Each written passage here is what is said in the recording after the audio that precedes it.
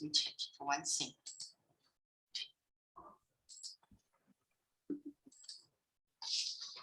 Okay, so I'll start. So hi everyone. So welcome to attend this seminar. This actually is the last talk of my series seminar about the Weying electrophase honored. So previous to, I have covered the principle and practice of animal ERG recording. And today I will talk about the principle and practice of VEP recording. So first I'll cover the principles of VEP, and then I will show you like step by step of how to do the VEP recording from both mouse and also non-human primate, that monkey. And so first, the principle about visual evoked potential. So the VEP is a short for the visual evoked potential. So as we know that the visual information is transmitted from retina and through the optic nerve, and after crossing the optic chiasm and reach the lateral geniculate body, and then project to the visual cortex, including the primary and even higher visual cortex. So if we put electrode on the occipital cortex that overlaying the visual cortex and present a stimuli in front of the eye, we can record the visual evoked potential from the visual cortex, and which has a form like that. And of course, the form, actually the waveform differed with different type of stimuli, which I'm going to introduce later. So basically that's the principle. So you put the record electrode on the occipital portion and have a reference on the frontal, and then you have a middle one, or you have a ground on the vertex. And so you can get record the electric signals from visual cortex. So what's the advantage of visual cortex of VEP recording? So as I mentioned, that VEP refer to the electrical potentials that recorded from the scalp overlying visual cortex, and these are actually extracted from the electroencephalogram or EEG by signal averaging. So it's kind of primarily, it's used to measure the function integrity of the visual pathways from retina and via the optic nerve to the visual cortex. And so it has a better functional integrity of optic nerves than the scanning techniques such as MRI. So this is basically used to test a screen for any abnormalities that may affect the visual pathways or visual cortex in the brain. Like examples are cortical blindness, like due to the optic neuritis and the optic atrophy, stroke, and the compression of optic nerves. And in general, if there's something problem with the myelination, the speed of VEP translation or transpropagation will be slowed.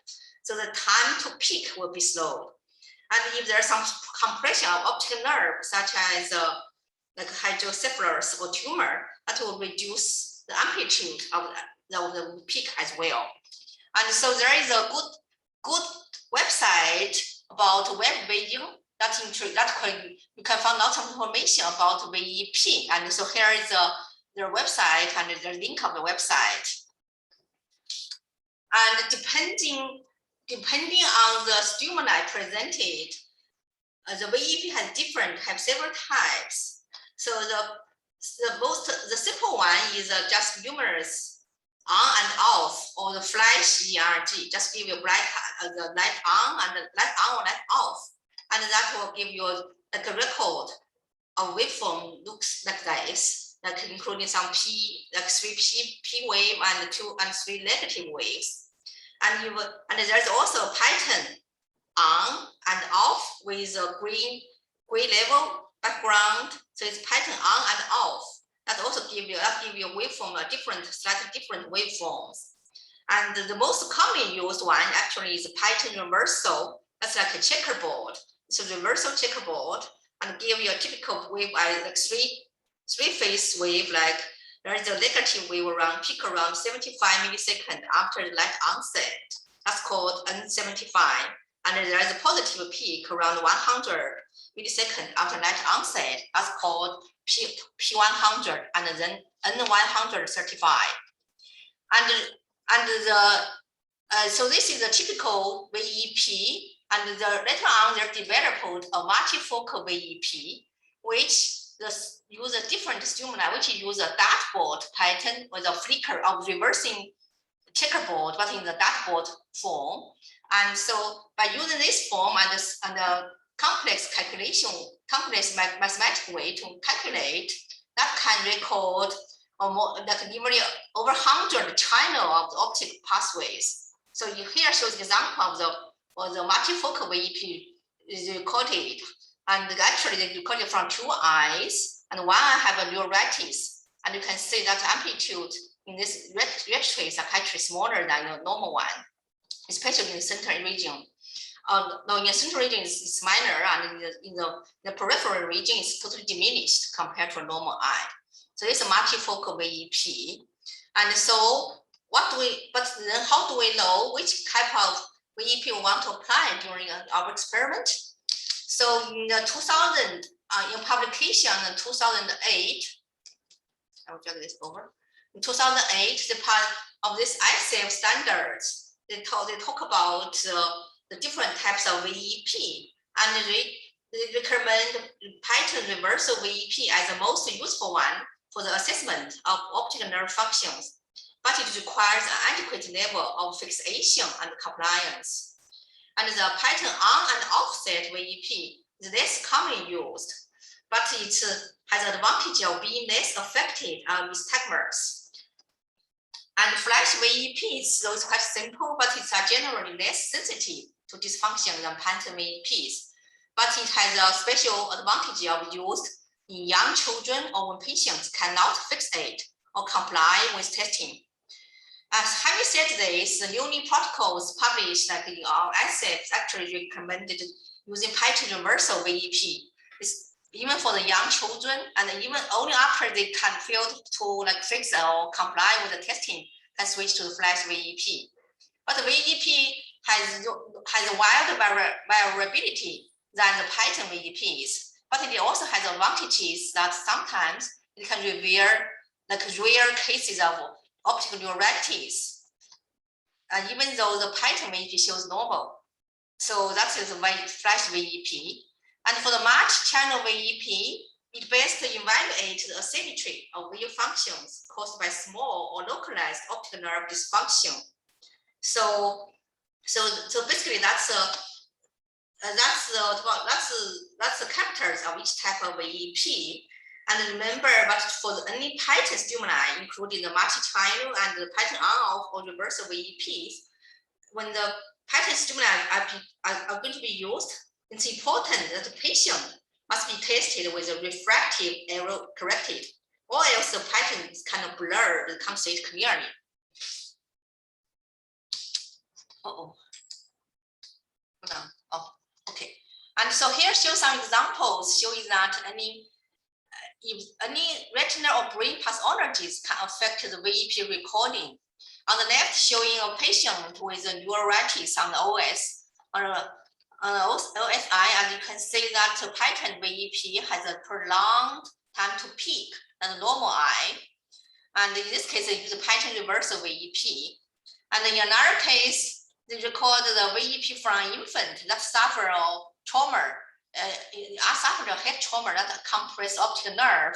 And you can see that the amplitude of the flash VEP is quite small, but it's gradually recovered, like for after 1 month and 3 months later. So the amplitude of VEP changed over time. And also if there's some tumor or the infection of the optic nerve, that all affect the VEP recordings. And then, so how to do the VEP in both clinical and animals? So in VEP, so this is a standard setup, like in the VEP recording, the patient will facing a screen presenting a checkerboard, and they have an electrode over their head.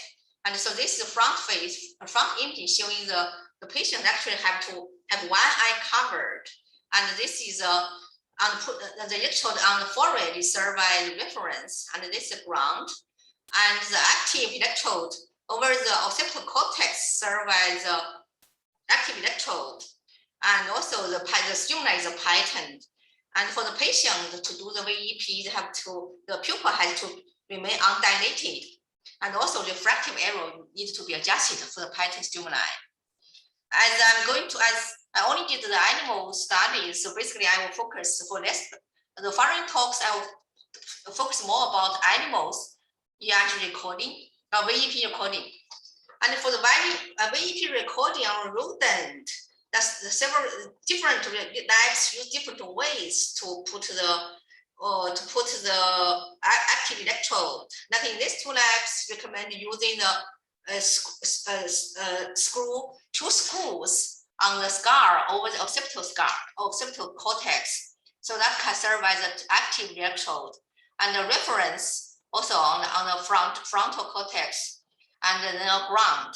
But basically, and in other labs, they also nailed two screws into the skull of the animal, of the mouse, over the occipital cortex, but they use a teeth as a reference electrode.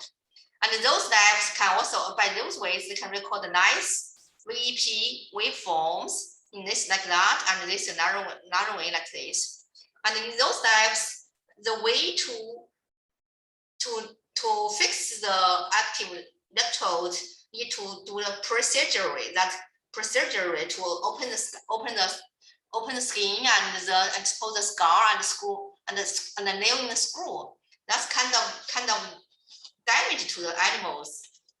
So our lab actually and the other lab also one labs adapted to less invasive ways, which I'm going to show later, just by insert needle into skin over the occipital cortex.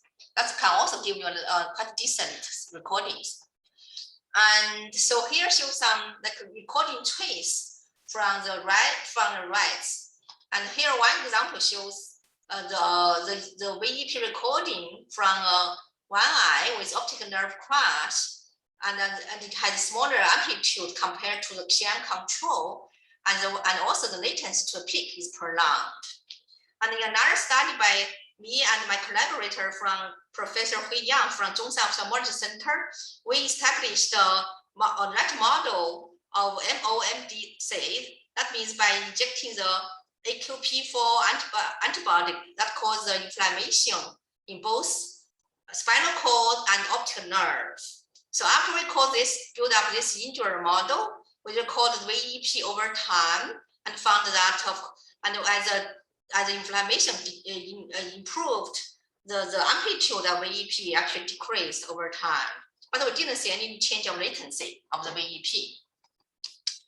And so basically that covered the main principles of VEP. And now I talk about the practice of VEP recordings. And for the rodent recording, actually we use a Roland system, which I have introduced before, including like the gun field stimulator and animal platform, and also heat up by the power of water pump and amplifier.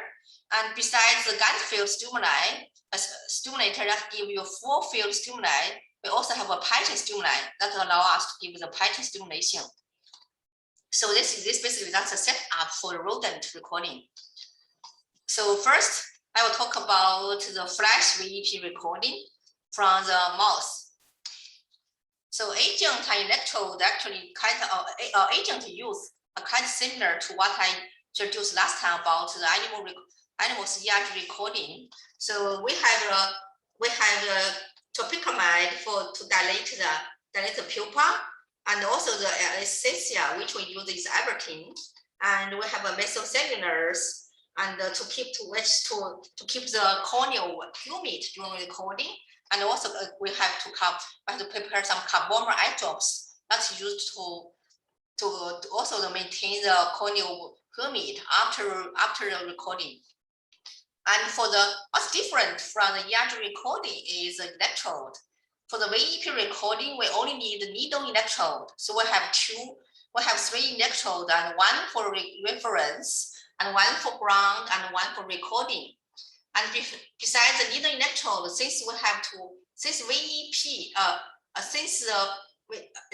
visual cortex get bilateral projection from both eyes, and we want to separate 2 eyes, so I need to make eye cover to cover one eye during recording. So this video shows how we made a simple eye cover with a black tape. We just use our thumb and wrap the black tape around it, and then just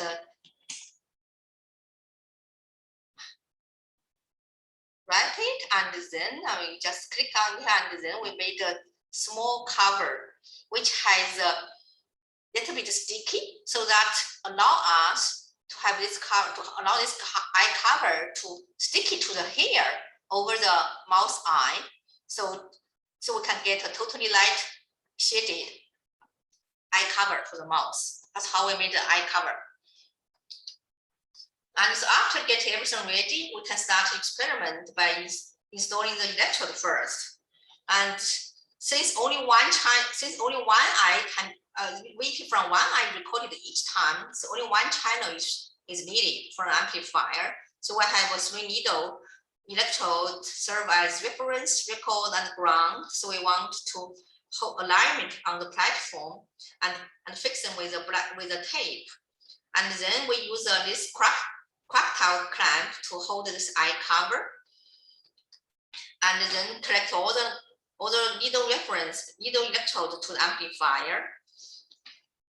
And for the VEP recording from the other eye, we just switch the eye cover to the other side, and all the electrodes can stay. And then we turn off the room light and leave only red light on. We want to try to get animal out. But actually for the VEP recording, we do the photopic condition, that is light adaptation. So actually when this experiment on, you can turn that it's kind of in light conditions.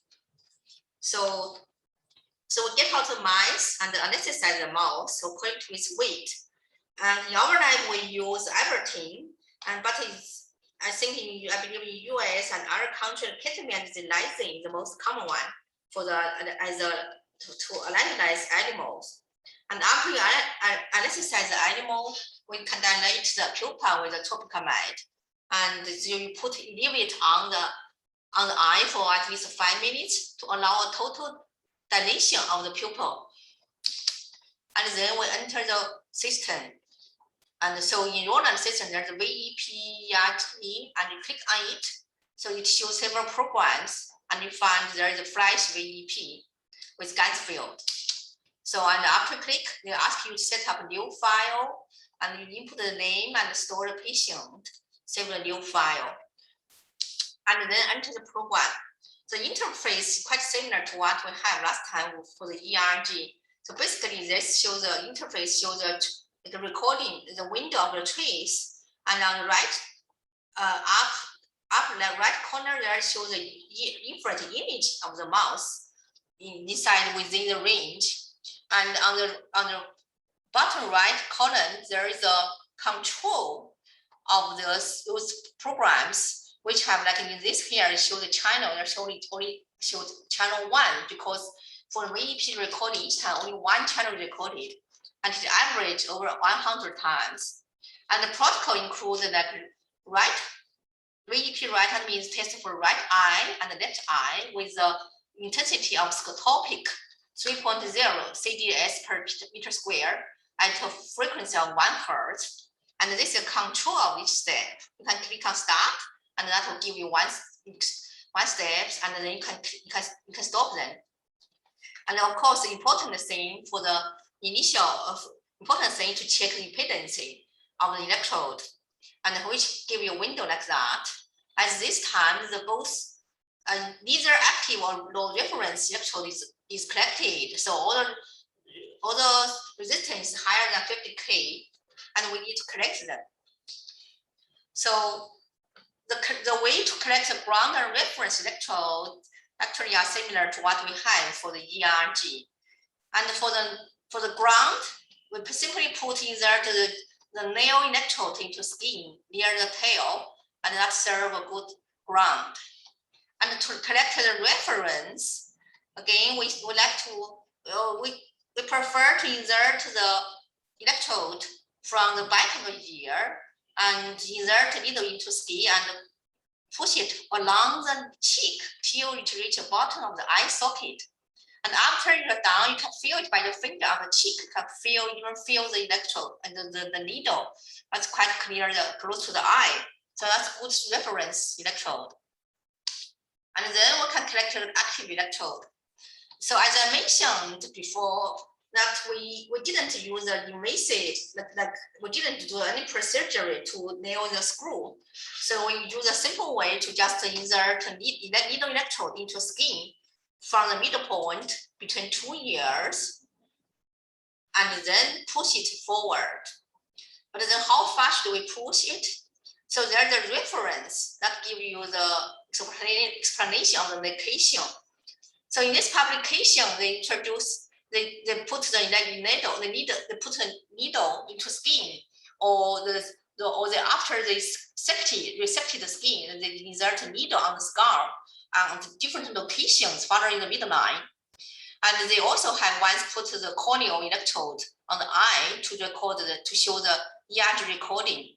So they found that as the needle electrode is moving away from the eye, to B, C, D, and E, and even contralateral cortex, they can the waves recorded changed. Like when we use needle insert through the skin, so at the location of B and C, there's still slightly some ERG responses recorded. But when they move the electrode to the D, position of D, a large VEP signals is recorded. And for the skin resected one, so even at the location of B, no ERG signals recorded. So, but again, for the D, when you move the electrode to the D, a nice VEP signals recorded. So we think we choose the position of D as a nice one as good positions to leave the needles on, to leave the needles there. So basically we put the needles from the middle of the eye and push forward till to reach the position of D. So that can give you a nice signal. And then we use a crocodile clamp, which holds the eye cover. And so we cover it. We hold the eye cover tightly over one eye. And as I mentioned, the tape is kind of sticky, so it can stick to the hair around the eye, so that will totally keep the light off. And then we record the VEP. We cover the left eye, so the VEP recorded from the contralateral, the right eye, and vice versa. And also, as I mentioned once already, to record VEP from the other side, we just need to switch eye cover, and other electrode can stay there. And then since we have collected all the electrodes, we can check the impedance and the baseline. And here shows that after we collect all the electrodes, the resistance shows green colors and less than 2K ohm. So that's in good collections. And so we enter the windows. And the trace place, we saw some like triple phase wave. And since it has over 7 Hertz frequency, we think it's heart beating of the mouse. But once you start an experiment, so the signal is is much smaller than the VEP recording. And so this is what we record with the VEP. And so after you are done with the recording, remember that you have to exit from the recording windows, and you want to enter analysis and you save examinations. And the program will automatically find the the N wave and the P waves, and write down all those like latency and the time and the amplitude of each wave. And again, as I mentioned last time, sometimes the software may misidentify the location of the wave. So you have to really check each one to say whether it's in the right position or not. If it's not, you want to drag the cursor manually until you reach the right position of the peak, and then save all the data. So after you save the examinations and the experiment on one animal is done, so then we can just remove the electrode, remove the eye cover, and then pull out all the needle electrode. And then we want to catch some carbon eye drops on the mouse eyes and keep it wet. and then put it on a heated pad till it weak. And then you export the data by, again, go to the analysis and print out. We can print to both file and export to the Excel file. And print to file, when this is what we got by print to file, let's say give you all the traces, print out as just in PNG file format.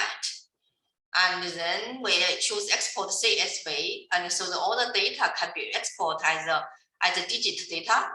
And then we can open the file with Excel, and you find the measurement in in several columns, and which give you like the latency to N1 peak and P1 peak, and their amplitude between them.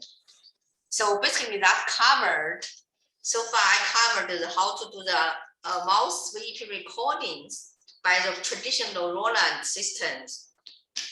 And for the Python FVEP, so the difference is we use a Python stimuli instead of full field stimuli. And for the rodents, we use the flat screen like this. And the screen, as the mouse has only one, has an eye located on the side. So we have to put a screen on one side of animal and right facing the eye. And so, but then there is a problem, there is a trick to adjust the distance between the monitor and to the animal's eye. And the last time when I talk about the Python FVEP, Python ERG recording, I explained how to calculate the right position, position of the monitor. So basically, we want to fix the distance from center, which shows by red cross of the monitor, to the center of the eye at a certain distance.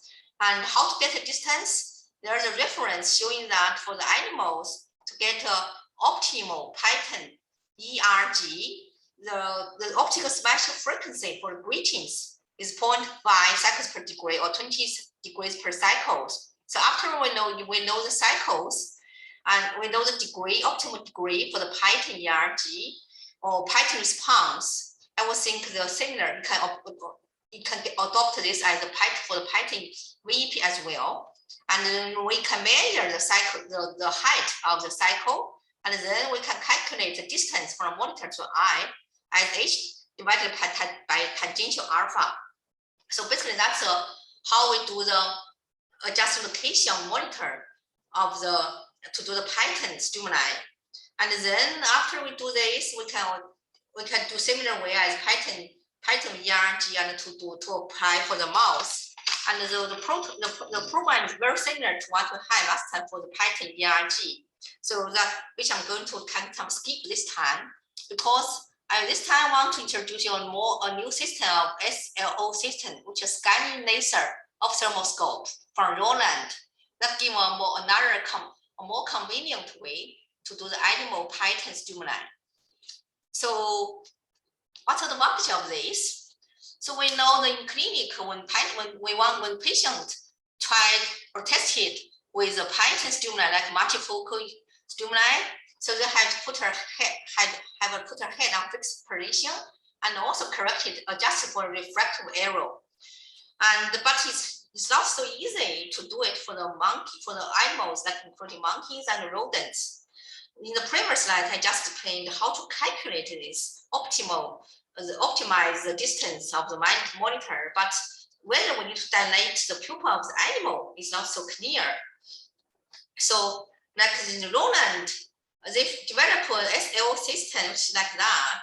So basically they can form, first, they can look into the eye of the animal and get clear fundus image of the animals.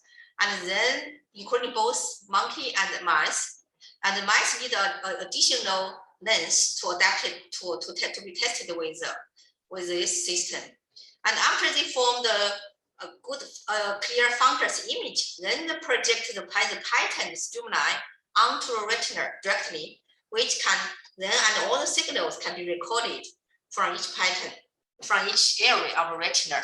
And in this case, show example multi-channel ERG, but it can do for all the Python stimuli, like including the Python ERG, which give you light response from the ganglion cells.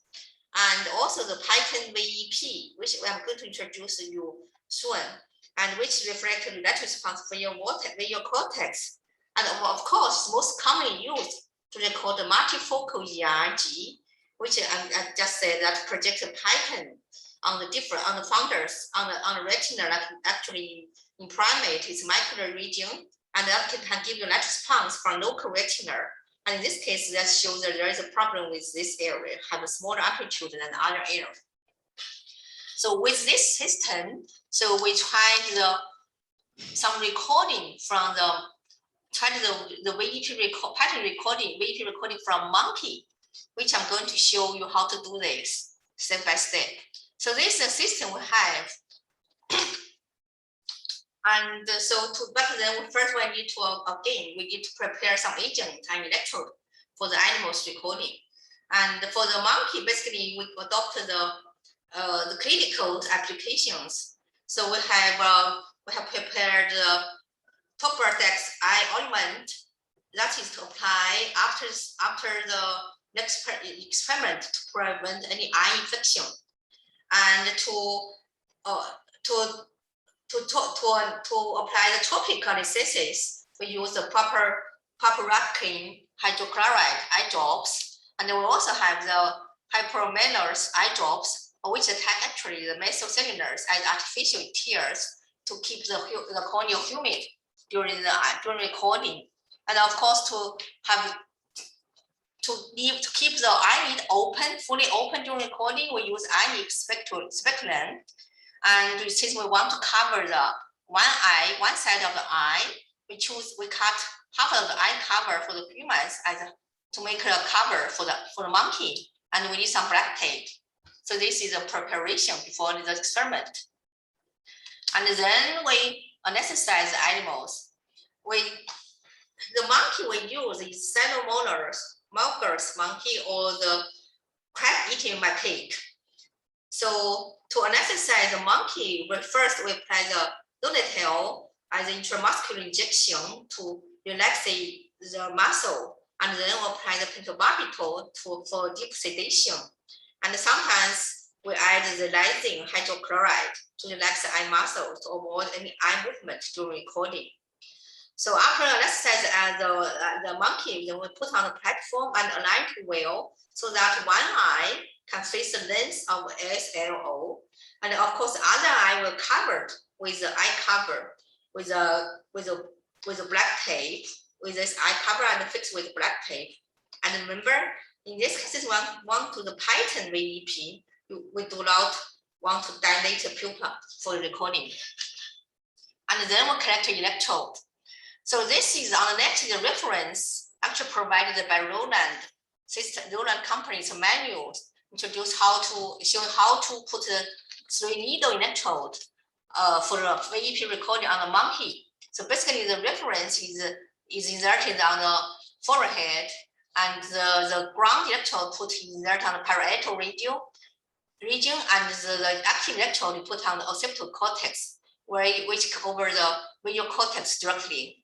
And this is what we do, like in our monkey. So we have a reference inserted in the frontal and the ground and the parietal region, and the active actually in the back of the occipital cortex. And again, since only one eye, VEP from one eye recorded each time, so only one channel is used. And after we collect all the electrodes, we check the electrode resistance of all the electrodes to make sure that the resistance is less than 2 KO. So that means all the electrodes are good collected. And then we open the systems. So for the LSL system, it's slightly different window, but you can find the SLO button here. And then once you click on it, give us several choices, and we choose Python 1 for the Python VEP recording.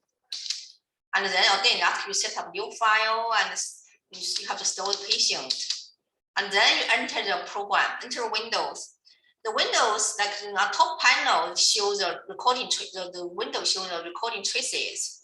And on the bottom, on the left bottom, it shows the image, the founder's image of the SL system. And here it shows a good example of one put in founder's image showing, actually can see the macular region of this monkey. And on the right bottom column, there's a control of this program that includes similar to what we had before. So you have a channel, have only one channel used, and it will average over 100 times. And for the pattern VEP, they have both eyes, the left and right eyes, and then in different size. Like this is 60 minutes, and 30 minutes, and 15 minutes. And then you can start the program all the same. That's very similar to for the traditional Nolan control. But what's different here is we really need to carefully adjust the focus button to get the clear founder's images. So we have to operate the button and two buttons to adjust the location, the focus, until the optic disc and the blood vessels can showing up after we looked into the eye. And so after we see the macular region, and then we can choose the region which shows as a green circle. We can choose this region for the pattern projection. So pattern projection actually showing up. There is a small monitor that displays the pattern stimuli that's going to project into the eye on these macular regions. So this is the pattern we're going to apply. And here I'm going to expand one page to explain the parameters for the pattern VEP programs. For each step, if you choose the parameters that give you a two window, give a control window like that. For one is the first is the control window, and you can see there are different steps, and you can see that the stimulus frequency is around 1 reversal per second or 1 hertz. That's a frequency. And for the display, there's a screen stimuli. It displayed the checkerboard in a size of 1 degree or 60 minutes. So that's the stimuli we applied. And for the 30 minutes, so you can just change this parameter here to 30 minutes. That gives you 30 minutes. And if you want to use stripes instead of checkerboard, just click on this, and that gives you stripes. So this is a program. And so during recording, we want to run each step for both eyes. And for each step, so we want to repeat twice and with 1 minute interval. So that gives you allow you to check the stability of the VEP recording, because the VEP amplitude is only quite small, it's only like 10 microvolts, which is much smaller than the ERT. So you want to repeat, right? Here, so you want to repeat over 100 times instead of like 3 to 5 times for the ERT recording. So this is the steps, and then you pick up and you record VEP from either eye, from left and right eyes, and that gives you a trace like that. You already see the light wave, NP, and another N wave like that. And so this is record.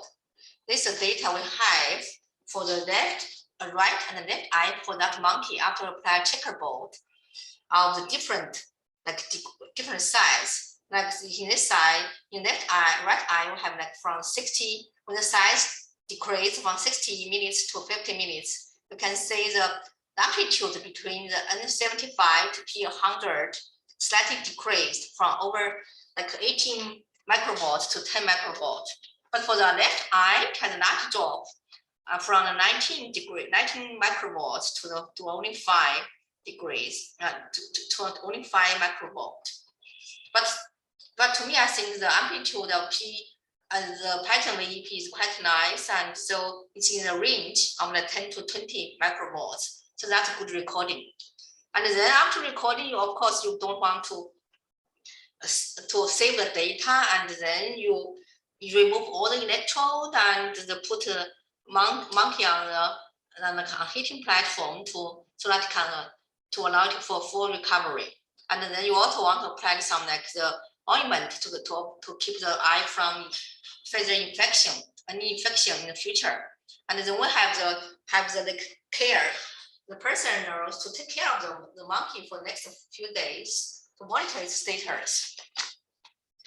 So basically, that's covered all the contents today. So the last, I want to sum up. Use this slide to sum up the past 3 talks I have introduced so far.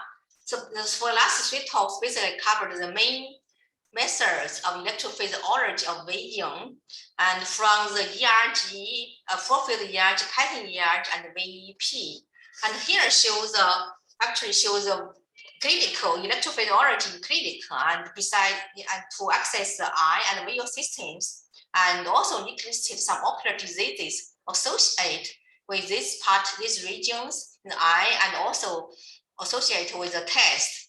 Like for the RPE, I didn't explain in detail. That is the EOG measurement that can reflect the function of RPE and the related ocular disease, including the best RPE and LCA disease. And for the full field ERG, for the A wave, that recorded the response from photoreceptors, and then those ocular diseases, including like CS, the RP and cone rod dystrophies, those things will affect the A wave. The photoreceptors function also decrease the A wave amplitude. And for evaluation wrong, there's something wrong with the bipolar cells, or especially unbipolar cells like the CSNB or these syndromes. So that will affect the B wave recorded from full-field ERG. And for the endocrine cells, there are ciliate potentials on the rising phase of B wave that could be recorded under full-field ERG. And if there's some ischemia or glaucoma that affect the endocrine cells, so the OPS amplitude will decrease. And for the ganglion cells, the pattern ERG is a standard way to measure the ganglion cell response that can be affected by the glaucoma or in clinic, and also in animals when we crush the optic nerve, or we inject something like an NMDA to injure the ganglion cells, the pattern ERG amplitude will decrease. And besides the pattern ERG, last time I talked about like there is a photopic electric response like PHNR, or there is subthreshold scotopic response STR that can also reflect the response of ganglion cells. And today I talk about VEP, which actually record the response showing reflect the retinal cortex collections. And if there's something wrong with the optic neuritis and more, the VEP amplitude will be decreased. So basically that's all for my talk. And I would acknowledge my student, like Xiu Han and Li Tingzong, for help with the students, help with the recording of the mouse ERG and pattern ERG recordings.